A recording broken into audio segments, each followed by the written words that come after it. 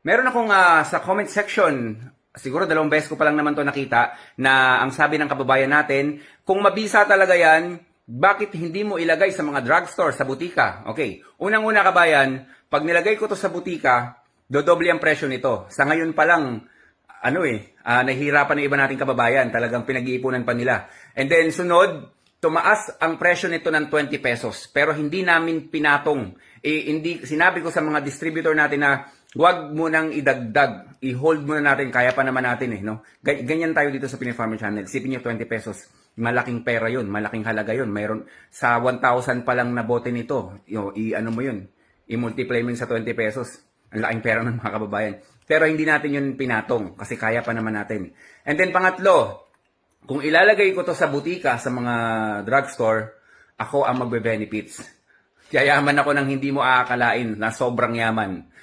Pangapat, madali ko nang i-promote. Sabihin ko lang dito sa page na pumunta kayo sa gantong drugstore, sa gantong butika, meron na yan. Nakakulab na ako sa kanila. Kaya lang kawawa yung mga taong bayan, mga kababayan.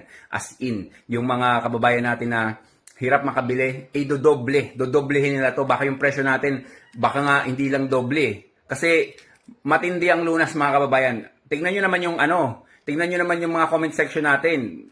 Tingnan nyo, reviewin nyo yung mga video natin. Halos lahat talaga doon. Ang gaganda ng mga reviews. Tsaka, syempre, balang araw, hindi naman habang buhay nandito tayo sa mundo, di ba? Legacy lang ang natin. Isipin natin yung mga kababayan din natin, tsaka legacy.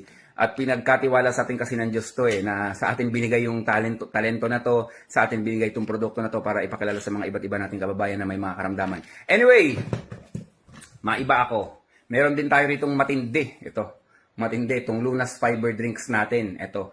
Lunas, halos lunas lang din ang laman nito. Pero sa katawan ko kasi, 2 days lang, 2 araw ang talab nito sa akin. Pag uminom ako mamayang gabi bago matulog, 2 days siya. Malakas talaga. Tapos, meron pa tayong PFC oil dito. Isipin nyo mga kababayan, mga produkto natin.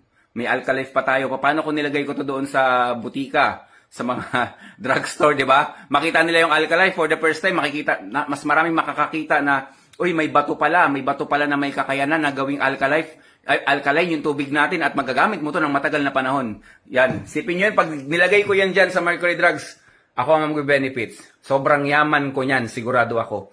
Sabagay, pag yumaman ako, mas marami ako matutulungan, pero hindi. May yaman nga ako, pero marami din magsasuffer. Kaya doon na lang tayo. Stay na lang, supportahan nyo na lang ako.